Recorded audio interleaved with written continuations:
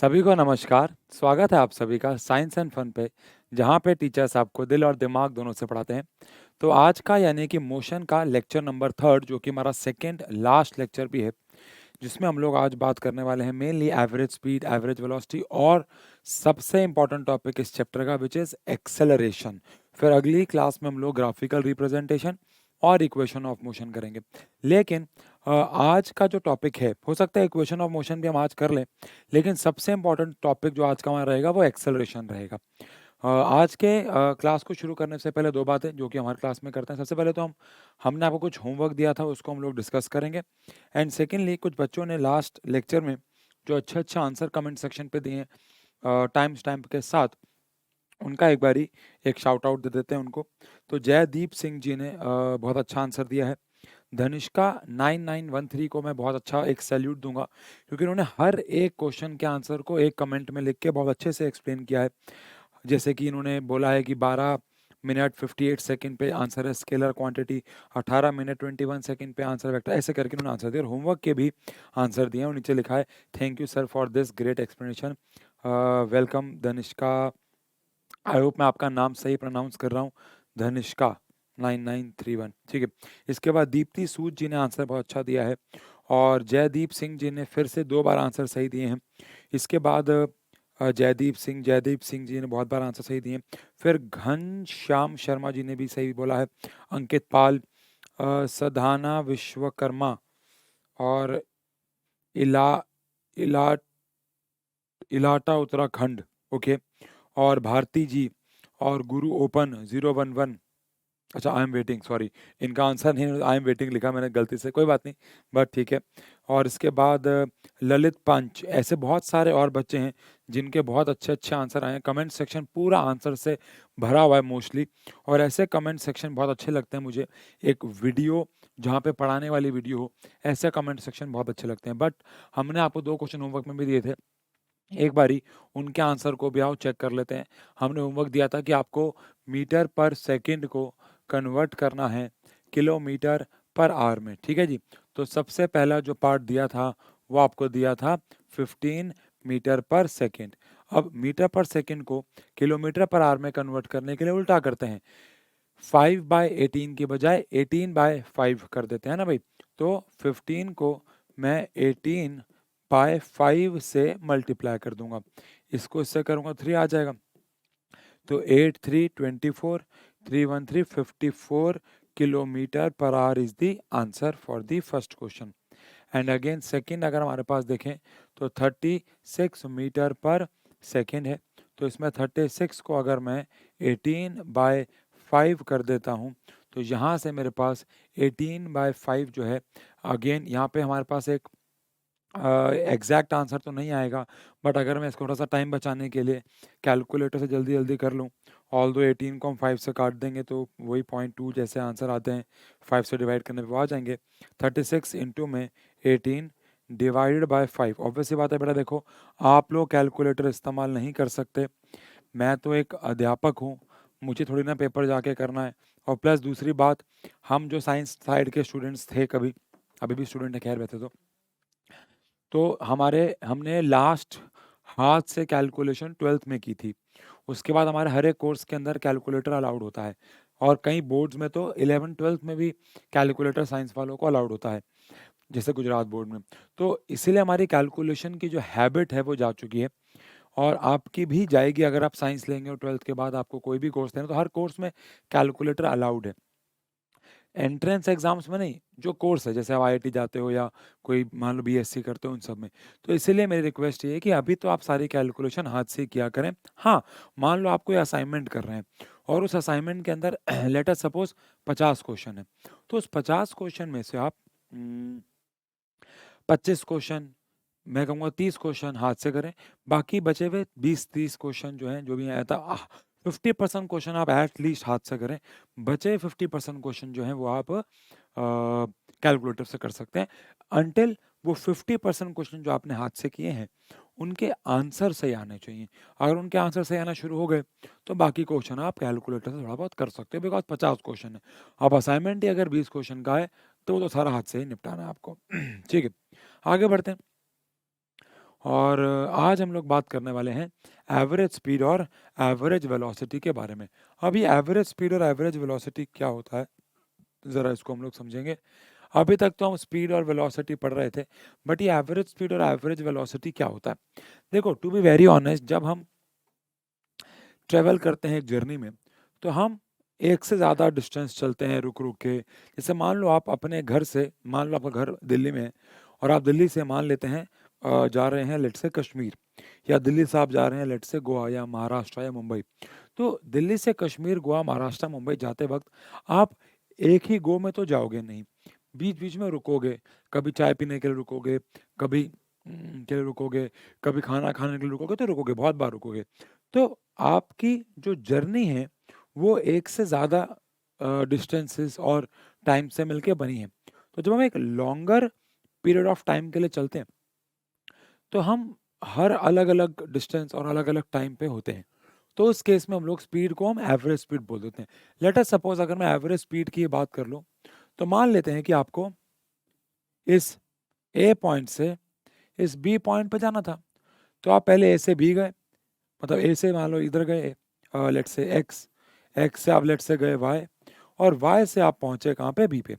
तो यहाँ से लेके यहाँ तक आपने कुछ डिस्टेंस ट्रेवल किया, लेट से x1, यहाँ से यहाँ ट्रेवल किया लेट से x2, और यहाँ से यहाँ ट्रेवल किया लेट से x3, ठीक है ना।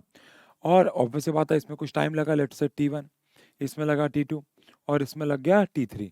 तो एवरेज स्पीड क्या होता है? एवरेज स्पीड का, अब मैं आपको एक यहाँ पे एक सलाह दूंगा, वो क्या है कि एवरेज स्पीड के अलग अलग किताबों में अलग अलग फॉर्मूले लिखे होते हैं विद कंडीशंस। और मैंने ऐसा ऑब्जर्व किया है कि बच्चा हमेशा अलग अलग फॉर्मूले को पढ़ के उस वक्त तो उसको अच्छा लगता है, लेकिन आगे जाके वो कंफ्यूज हो जाता है। तो अगर आपको अपना जीवन आसान रखना है, थोड़ा लेस स्ट्रेसफुल रखना है, तो कम से कम फॉर्मूले याद करके ज़्यादा से ज़्यादा क्वेश्चन सॉल्व करने की हैबिट बनाओ।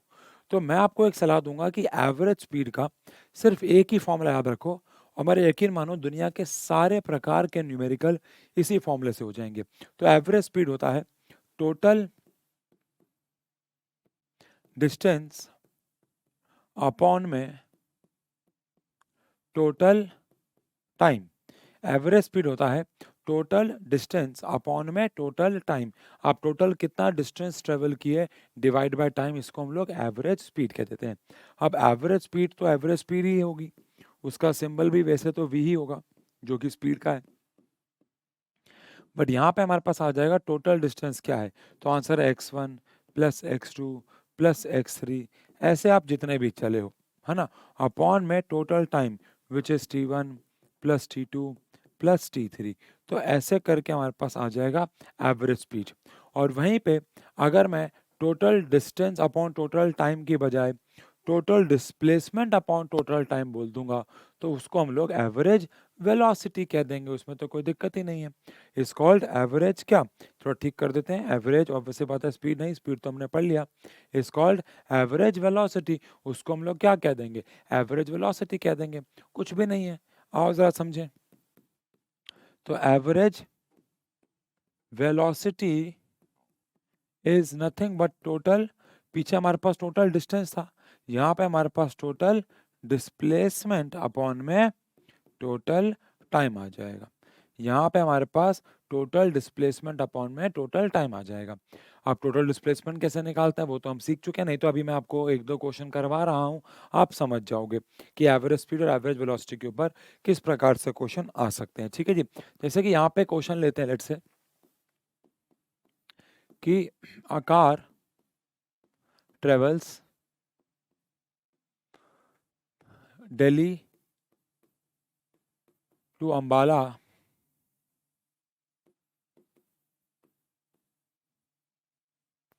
in 3 hours and Ambala to Delhi in 2 hours. If distance between Delhi and Ambala is 300 kilometers, find average speed, find average speed and velocity. आपको एवरेज स्पीड और वेलोसिटी वहां पे निकालनी होगी। ठीक है जी, बहुत सिंपल सा क्वेश्चन है। और अगेन एक ही फॉर्मूले से जीवन बिताना है हमें, सारे प्रकार के न्यूमेरिकल हो जाएंगे।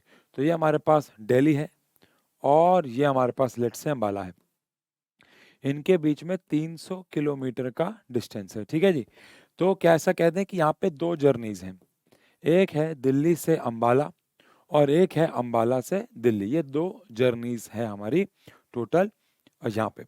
तो अगर मैं पहले एवरेज स्पीड की बात करूं, कैसा कहना ठीक है कि फॉर एवरेज स्पीड अगर बात की जाए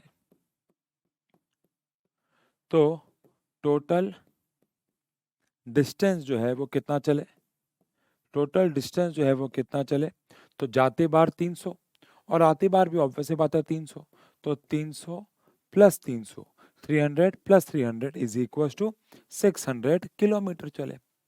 अच्छा, टोटल टाइम कितना लगा भाई, तो टोटल टाइम जो हमें यहाँ पे लगा वो जाते बार कितना लगा भाई, जाते बार लगा 3 आवर्स और आते बार हमारे पास लगा 2 आवर्स। तो 3 hours plus 2 hours which is 5 hours.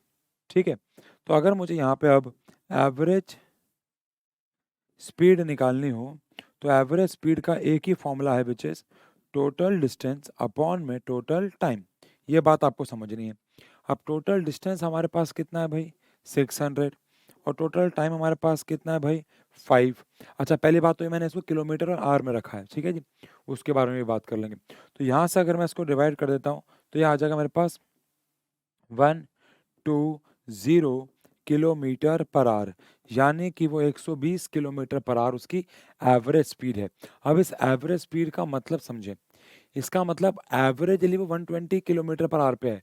हो सकता है रास्ते में उसकी गाड़ी 140 किलोमीटर पर आवर पे भी गई हो सकता है कहीं पे 100 किलोमीटर पर आवर पे भी गई हो सकता है कहीं पे 150 भी गई हो और हो सकता है कहीं पे 80 भी गई हो। लेकिन जो एवरेज वेलोसिटी निकल के आई है वो हमारे पास कितनी आई है 120 किलोमीटर पर आवर। बट क्या हम किलोमीटर पर आवर में आंसर छोड़ सकते हैं, तो आंसर है हाँ, वैसे तो छोड़ सकते हैं क्योंकि सारा डेटा किलोमीटर और आवर में है, तो आंसर को किलोमीटर पर आवर में भी बिल्कुल छोड़ा जा सकता है। लेकिन जो सबसे इम्पोर्टेंट पॉइंट है, सबसे इम्पोर्टेंट बात है वो ये कि किलोमीटर पर आवर में आंसर छोड़ के हो सकता है कई टीचर आपके नंबर काट लें, because kilometre per hour is not the SI unit. बाकी किलोमीटर पर आवर यहाँ पे छोड़ना सही है क्योंकि किलोमीटर और आवर में है। बट मुझे लगता है 2 मिनट लगेंगे किलोमीटर पर आवर को मीटर पर सेकंड में कन्वर्ट करने में भी, और रिस्क नहीं लेंगे क्योंकि भैया क्या पता टीचर के दिमाग में चल रहा हो कि नहीं भाई आंसर तो एस आई यूनिट की फॉर्म में छोड़ना है। नहीं भाई, आंसर तो वो एक शक मन में पैदा होता है और जब भी शक पैदा हो तो उसको क्यों इतना देर तो ज़्यादा लगनी नहीं है, तो इसे कन्वर्ट कर देता हूँ। अब मैं यहाँ पे एवरेज स्पीड को ही निकाल देता हूँ किसमें भी, किलोमीटर पर आवर की बजाय मीटर पर सेकंड में। तो 120 है, इसको हम लोग 5/18 से मल्टीप्लाई कर देंगे। ये 6 के टेबल से जा रहा है, 3 आ जाएगा और यहाँ पे 20 आ जाएगा, है ना। सॉरी, बोल 3 रहा हूँ, लिख 6 रहा हूँ, है ना भाई। तो यहाँ पे कुल मिला के आ जाएगा हमारे पास 5 × 20 हो गया हमारे पास 100 अपॉन में 3 विच इज 33.33 मीटर पर सेकेंड। तो ये हमारे पास मीटर पर सेकेंड में भी आंसर आ जाएगा। कूल है जी, कोई दिक्कत नहीं है। 5/3 से मल्टीप्लाई कर दिया, यहाँ 20 आ गया, यहाँ 3 आ गया। 20 इंटू में 5 इज, ये 20 है, 20 इंटू में 5 इज 100/3, दिस इज ये। अब कितनी देर लगी, मुझे लगता है 30 सेकंड में टोटल नहीं लगे होंगे, और 30 सेकंड के लिए आप इतना बड़ा रिस्क लेते हो तो वो गलत है मेरे हिसाब से। ठीक है जी, तो ये हमारे पास एवरेज स्पीड एवरेज वेलोसिटी का कंसेप्ट है। अब एवरेज स्पीड एवरेज वेलोसिटी के ऊपर एक क्वेश्चन और यहाँ पे हमारे पास आता है। ये क्वेश्चन भी काफ़ी फेमस है, काफ़ी बार एग्जाम में आया हुआ है कि if a car travels A to B with speed 5 meter per second and B to A with speed 10 meter per second. 10 meter per second. If distance between A and B is 100 लेते हैं, 300 लेते हैं, is 300 meters, 300 meters, find average speed.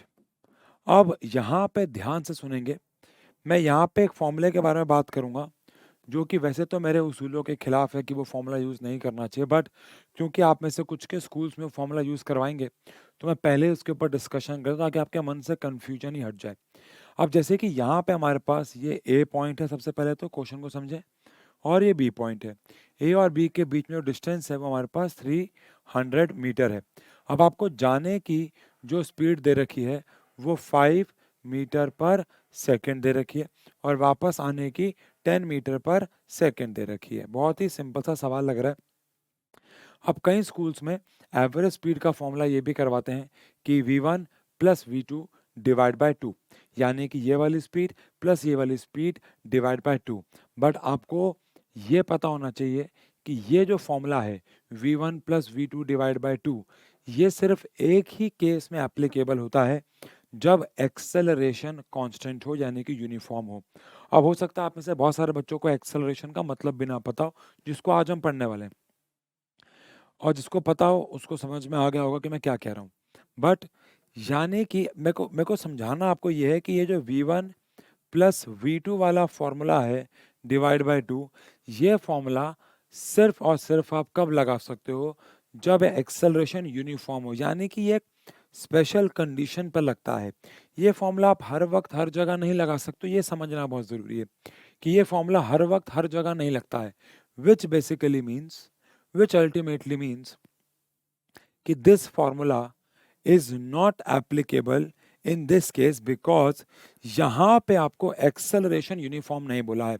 आप में से कुछ बच्चों के दिमाग में एक सवाल उठ रहा होगा कि सर ये एक्सेलरेशन यूनिफॉर्म का मतलब क्या होता है। अभी आप उस बात को छोड़ दो, मेरा बस कहने का मकसद ये था कि यार ये फॉर्मूले हर जगह वैलिड नहीं होते हैं, लेकिन हमने जो फॉर्मूला पढ़ा है total distance upon total time, ये किसी भी सिचुएशन में किसी भी हालात में आप ये फॉर्मूला जो है वो लगा सकते हो। ठीक है जी। तो सबसे पहले अगेन यहाँ पे दो जर्नी है और पहली है फ्रॉम ए टू बी। अब ए टू बी जो हमारा डिस्टेंस है वो तो 300 मीटर ही है, ऑब्वियस सी बात है 300 मीटर ही है, लेकिन टाइम हमारे पास नहीं है। तो टाइम का फॉर्मूला क्या होता है, स्पीड का फॉर्मूला डिस्टेंस अपॉन टाइम होता है, तो टाइम का फॉर्मूला क्या हो जाता है, डिस्टेंस अपॉन में स्पीड। तो पहली वाली जर्नी का डिस्टेंस 300 है और स्पीड जिससे वो चला है वो हमारे पास 5 है। तो यहाँ से अगर मैं इसको काट देता हूँ तो आंसर 60 सेकेंड्स आ जाएगा। ऐसे ही अगर मैं सेकेंड केस में चलूँ, यानी कि फ्रॉम बी टू ए, अगर मैं बी टू ए की बात करूं तो जो डिस्टेंस हमारे पास है वो तो 300 मीटर ही है, लेकिन जो टाइम हमारे पास है वो थोड़ा चेंज हुआ है और टाइम हमारे पास हमें निकालना पड़ेगा, मतलब जो कि अगेन डिस्टेंस अपॉन में स्पीड होगा। और ऑब्वियस सी बात है बदलेगा बिकॉज स्पीड बदल गई है। तो डिस्टेंस तो 300 ही है, लेकिन हमारी आती बार की जो स्पीड है वापस वो 10 है, जिसकी वजह से हमारे पास आंसर 30 सेकेंड आ जाता है। अब आप समझ सकते हैं कि हमारे पास दोनों जर्नी का डिस्टेंस भी है और दोनों जर्नी का टाइम भी है। तो बस अब तो हमारा काम हो गया। अब हम निकाल सकते हैं क्या, एवरेज स्पीड। तो हमारे पास एवरेज स्पीड का फॉर्मूला क्या होगा भाई, एवरेज स्पीड का फॉर्मूला होगा टोटल डिस्टेंस अपॉन में टोटल टाइम। हमारे पास एवरेज स्पीड का फॉर्मूला क्या हो जाएगा, टोटल डिस्टेंस अपॉन में टोटल टाइम। तो टोटल डिस्टेंस कितना है हमारे पास, 300 प्लस 300, क्योंकि दोनों केसेस का सेम ही है, 300 प्लस 300 और टोटल टाइम कितना है, जाती बार का टाइम हमारे पास 60 है और आती बार का टाइम हमारे पास 30 है। तो ये हमारे पास 600 अपॉन में 90 आ जाता है। इसको इससे डिवाइड कर देते हैं, इसके बाद ये 3 से भी डिवाइड होता है, तो ये आ जाता है हमारे पास 20 और नीचे हमारे पास आ जाता है 3, विच इज़ 666 जिसको हम 6.67 मीटर पर सेकेंड बोल सकते हैं।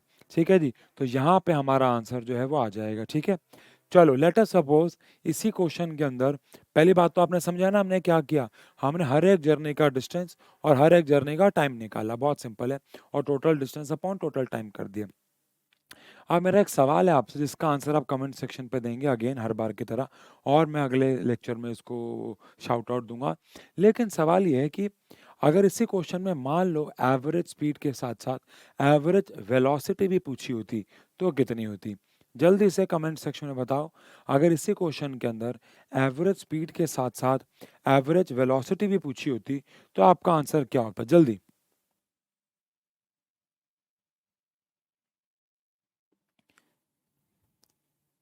जल्दी। तो आंसर है, अच्छा देखो, अगर आपको समय लग रहा है तो आप वीडियो को पॉज कर दो, लेकिन मेरे आंसर देने से पहले आंसर देना, तब मजा आएगा भाई। अगर आपको समय लग रहा है तो आप वीडियो पॉज कर लो। दे दिया, डन है? तो आंसर है जीरो। क्यों? क्योंकि टोटल डिस्प्लेसमेंट तो जीरो है, वो ए से पहले कहाँ गया? बी, फिर बी से वापस ए भी तो आ गया, तो टोटल डिस्प्लेसमेंट कितना हो गया? तो आंसर है जीरो हो गया। समझ में आ गई बात? तो ये खेल है। ठीक है जी, आगे बढ़ते हैं आज और बात करते हैं आज इनिशियल वेलोसिटी और फाइनल वेलोसिटी। बहुत छोटा था 2 मिनट का टॉपिक है। अब देखो initial velocity and final velocity क्या होता है। अगर इनिशियल वेलोसिटी का मतलब समझें तो एक मोशन की शुरुआत की वेलोसिटी को हम इनिशियल वेलोसिटी बोलते हैं। मतलब स्टार्टिंग में किसी ऑब्जेक्ट की वेलोसिटी क्या थी। मान लो कोई गाड़ी 10 मीटर पर सेकंड पे चल रही थी, फिर वो 20 मीटर पर सेकंड पे हो गई, तो इनिशियली यानी शुरुआत में उसकी जो वेलोसिटी थी उसको इनिशियल वेलोसिटी बोल देते हैं। अब मान लो कहीं पे लिखा हुआ है कि a car starts from rest, एक कार जो है वो रेस्ट से शुरू कर रही है, तो इस केस में उसकी इनिशियल वेलोसिटी हो जाएगी जीरो। इनिशियल वेलोसिटी को हम यू से दिखाते हैं। ऐसे ही होता है हमारे पास फाइनल वेलोसिटी। फाइनल वेलोसिटी मतलब मोशन के लास्ट में उसकी वेलोसिटी कितनी थी। जैसे कहीं पे लिखा हुआ है a car starts from rest, तो उसकी इनिशियल वेलोसिटी जीरो हो गई, and attains velocity of 100 metre पर सेकेंड, तो उसकी फाइनल वेलोसिटी 100 मीटर पर सेकेंड हो जाएगी। और ऐसे मान लो कहीं पे लिखा हुआ है कि a car stops by applying brakes या by any other mean a car stops, तो ऐसा अगर लिखा हुआ है तो उसकी फाइनल वेलोसिटी जिसको हम वी से दिखाते हैं वो क्या हो जाएगी? जीरो। तो फाइनल वेलोसिटी मतलब एक जर्नी के एंड में, एक मोशन के एंड में उसकी वेलोसिटी कितनी थी उसको फाइनल वेलोसिटी बोल देते हैं। तो ऐसा सच कुछ भी नहीं है। बात समझ में आ गई? कुछ भी नहीं। ठीक है, और अगर मुझे चेंज इन वेलोसिटी निकालना हो तो आप वैसे बात है फाइनल माइनस इनिशियल कर दूंगा, है ना। जैसे कि मान लो मैं 30 मीटर पर सेकंड पे चल रहा था और मैंने अपनी स्पीड को 35 मीटर पर सेकंड किया, तो पहली बात तो ये मेरे पास इनिशियल वेलोसिटी हो गया और ये मेरे पास फाइनल वेलोसिटी हो गया। अब मान लो मुझे अगर चेंज इन वेलोसिटी निकालना है तो चेंज इन वेलोसिटी क्या हो जाएगा? Final velocity minus initial velocity. ठीक है ना। चेंज इन वेलोसिटी कैसे निकालेंगे? फाइनल में से इनिशियल माइनस कर देंगे, which is 35 minus 30 which is 5 metre पर सेकेंड। तो चेंज इन वेलोसिटी भी कैसे निकाल सकते हैं? फाइनल में से इनिशियल माइनस कर देते हैं। अच्छा, अगर मान लेते हैं कोई ऑब्जेक्ट यूनिफॉर्म मोशन में चल रहा है, तो इसका मतलब क्या है? उसकी जो स्पीड है वो सेम ही है। 30 मीटर पर सेकेंड पे चल रहा है तो 30 ही रहेगी, 40 पे चल रहा है तो 40 ही रहेगी, 50 पे चल रहा है तो 50 रहेगी। तो उस केस में उसकी चेंज इन वेलोसिटी भी जीरो यानी कि शून्य हो जाएगी। कूल है? डन है? चलो, अब हम इस चैप्टर के सबसे इंपॉर्टेंट टॉपिक की तरफ बढ़ रहे हैं जिसको हम बोल रहे हैं एक्सेलरेशन। अब एक्सेलरेशन जो है ये अपने आप में एक बहुत ही प्यारा, बहुत ही इम्पोर्टेंट टॉपिक है। इसके इम्पोर्टेंट होने का कारण क्या है?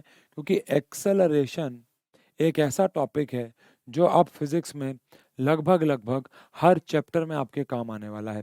स्पीड वेलोसिटी तो आएंगे आएंगे, वो तो बचपन से आते आ रहे हैं, लेकिन एक्सेलरेशन आपने जीवन में पहली बार पढ़ रहे हो।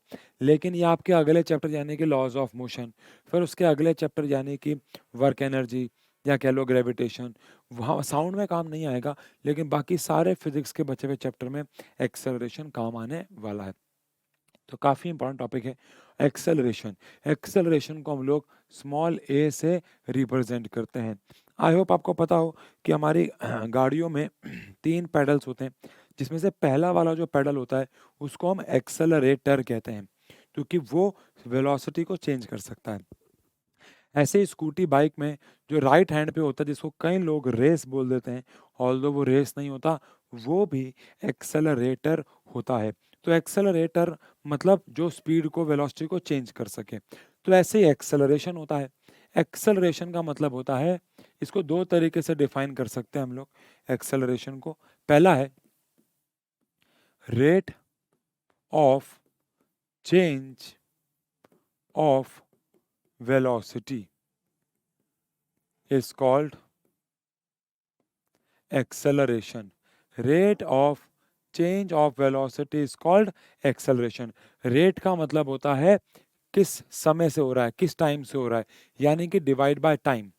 जो गाड़ी ज़्यादा वेलोसिटी चेंज कर रही है उसका एक्सेलरेशन ज़्यादा नहीं होता है। जो गाड़ी ज़्यादा वेलोसिटी चेंज कर रही है कम से कम टाइम में, उसका एक्सेलरेशन ज़्यादा होता है। लेट अस सपोज हमारे पास यहाँ पे एक कार है।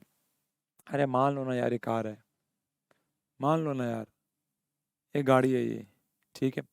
उसकी इनिशियल वेलोसिटी मान लो 0 थी, और वो गाड़ी आगे बढ़ी और उसकी इनिशियल फाइनल वेलोसिटी हो गई 30 मीटर पर सेकेंड। एक और कार है, उसकी 0 थी और फाइनल हो गई 60 मीटर पर सेकेंड। ये कार ए है, ये कार बी है। जल्दी से कमेंट सेक्शन में बताओ कि इनमें से कौन सी गाड़ी ज़्यादा ताकतवर है। जल्दी से कमेंट सेक्शन, टाइम स्टैम्प हो रहा है 26 मिनट के आसपास। तो इनमें से कौन सी गाड़ी जो है वो ज़्यादा ताकतवर है, ज़्यादा एक्सेलरेशन है उसके पास। तो आंसर है कोई भी नहीं। मतलब हमें नहीं पता कौन सी है, बिकॉज अभी डेटा जो है वो सफिशिएंट नहीं है, बिकॉज आपने टाइम तो दिया ही नहीं, टाइम तो पता ही नहीं हमें। अब मान लो हो सकता है आप में से कुछ बच्चों ने बी आंसर लिखा हो, बट टाइम तो पता ही नहीं है। मान लो ये 0 से 30 मीटर पर सेकेंड 2 सेकेंड में अपनी स्पीड को चेंज कर लेती है, लेकिन वहीं पे इसको 0 से 60 जाने में भाई साहब 30 सेकेंड लग जाते हैं, जो कि एक बहुत बड़ा समय है, आधा मिनट लग जाता है। तो अब अगर आप ध्यान से देखें तो बी वाली जो बॉल है या जो कार है, सॉरी, उसका एक्सेलरेशन, उसकी ताकत आपको कम लग रही होगी यार, क्योंकि यार अगर मैं 50 पुशअप मार सकता हूँ और आप 100 पुशअप मार सकते हो, तो ताकतवर कौन हुआ? तो आंसर है नहीं, पता नहीं है, क्योंकि टाइम ही नहीं पता है। मैंने 50 पुशअप मारे 1 मिनट के अंदर और आपने 100 पुशअप मारे, लेकिन पूरे 24 घंटे लगा दिया आपने, एक दिन लगा दिया। आप एक पुशअप मार रहे हो, फिर आराम ले रहे हो, फिर एक पुशअप मार रहे हो, एक, ऐसे आपने 24 घंटे लगा दिए। तो ज़्यादा पुशअप मारने वाला ज़्यादा ताकतवर नहीं है, ज़्यादा से ज़्यादा पुशअप मारने वाला कम से कम समय में ज़्यादा ताकतवर कहलाया जाएगा। ये बात आपको ध्यान रखनी है। बिल्कुल ऐसे ही एक्सेलरेशन सिर्फ चेंज इन वेलोसिटी नहीं है, ये rate of change of velocity यानी कि change in velocity per unit time है। इसलिए इसकी एक और डेफिनेशन भी होती है, और वो होती है change in velocity per unit time. Change in velocity per unit time. आसान भाषा में कहें तो एक्सेलरेशन सिर्फ चेंज इन वेलोसिटी नहीं है, एक्सेलरेशन है change in velocity divided by time. Acceleration change in velocity नहीं है, ये change in velocity divided by time है। ठीक है ना? जितने ज़्यादा से ज़्यादा वेलोसिटी में चेंज होगा कम से कम समय में, उतना एक्सेलरेशन ज़्यादा होगा। अब अगर मैं इसको सिंबल की फॉर्म में लिखूं तो एक्सेलरेशन चेंज इन वेलोसिटी कैसे निकालते हैं ये पता था, final velocity minus initial velocity, और टाइम के लिए हम यूज़ करते हैं टी। तो हमारे पास एक्सेलरेशन का फॉर्मूला आ जाएगा v माइनस यू अपॉन में टी। हमारे पास एक्सेलरेशन का फॉर्मूला आ जाएगा v माइनस यू अपॉन में टी। अब क्योंकि हमारे पास एक्सेलरेशन का formula v minus you upon में टी आ चुका है, तो यहाँ से हम एक्सेलरेशन की एस आई यूनिट के बारे में बात कर लेते हैं। अब इसकी एस आई यूनिट की अगर बात करें तो हमने पढ़ा था लास्ट लेक्चर में कि स्पीड की या वेलोसिटी की ऐसा यूनिट मीटर पर सेकंड है। तो ऑब्वियस सी बात है चेंज इनकी भी मीटर पर सेकंड ही होगी, क्योंकि मीटर पर सेकंड माइनस मीटर पर सेकंड विल ऑब्वियस सी बात है गिव मीटर पर सेकंड। लाइक 35 मीटर पर सेकंड माइनस 30 मीटर पर सेकंड विल गिव 5 मीटर पर सेकंड। तो ऊपर तो हमारे पास मीटर पर सेकंड पहले से ही रहेगा और नीचे टाइम का एक और सेकंड आ जाएगा, तो ये ऊपर जाके हो जाएगा मीटर पर सेकंड स्क्वायर। तो एक्सेलरेशन की जो एस आई यूनिट आ जाएगी वो आ जाएगी मीटर पर सेकंड स्क्वायर। ध्यान रखिएगा, एक्सेलरेशन की एस आई यूनिट आ जाएगी मीटर पर सेकंड स्क्वायर। आई होप ये तो क्लियर है। अब यहाँ पे हम एक बात अगर छोटी सी और समझें, वो क्या है कि अगर एक्सेलरेशन पॉजिटिव आ रहा है तो इसका क्या मतलब है, एक्सेलरेशन नेगेटिव आ रहा है तो इसका क्या मतलब है, और एक्सेलरेशन अगर जीरो आ रहा है तो इसका क्या मतलब है। देखो, अगर एक्सेलरेशन पॉजिटिव आ रहा है इसका मतलब वेलोसिटी जो है वो बढ़ रही है ना। जैसे कि मान लो अगर मेरी वेलोसिटी 20 मीटर पर सेकेंड से 30 मीटर पर सेकेंड हुई, तो final velocity minus initial velocity upon में, मान लो ये सारा काम 2 सेकेंड में हुआ तो अपॉन में 2, ये तो एक्सेलरेशन है, फाइनल माइनस इनिशियल अपॉन 2। तो ये तो कॉमन सेंस है कि आंसर पॉजिटिव आएगा। तो आंसर पॉजिटिव कब आएगा, जब फाइनल वेलोसिटी इनिशियल से ज़्यादा होगी, यानी कि वेलोसिटी बढ़ रही होगी। तो अगर एक्सेलरेशन पॉजिटिव है तो इसका मतलब है कि वेलोसिटी इज इंक्रीजिंग, वेलोसिटी जो है वो बढ़ रही है। बिल्कुल इसी प्रकार अगर एक्सेलरेशन नेगेटिव आ रहा है, जैसे कि मान लो आपकी वेलोसिटी 30 मीटर पर सेकेंड थी और आपने ब्रेक मार के अपनी वेलोसिटी को कम किया, रोका नहीं लेकिन कम किया, तो 15 पे ले आए मान लो आप, तो हमारी फाइनल अब 15 हो गई, इनिशियल 30 हो गई। तो फाइनल माइनस इनिशियल अपॉन में टाइम, ये फॉर्मूला एक्सेलरेशन का। तो 15 में से अगर 30 माइनस होगा, टाइम कुछ भी हो, तो आंसर नेगेटिव आ जाएगा। इसका मतलब सिर्फ और सिर्फ ये है कि एक्सेलरेशन जो है वो अगर नेगेटिव में आ रहा है तो इसका मतलब है जो वेलोसिटी है वो कम हो रही है। तो इसका मतलब होगा कि वेलोसिटी इज डिक्रीजिंग। और जब वेलोसिटी कम होती है, ध्यान रखना कि नेगेटिव एक्सेलरेशन को हम एक और नाम से बुलाते हैं, which is retardation. Negative acceleration को रिटार्डेशन, और कई किताबें इसको डी एक्सेलरेशन भी कह देती हैं। नेगेटिव एक्सेलरेशन को रिटार्डेशन और कई किताबें इसे डी एक्सेलरेशन भी कह देती हैं।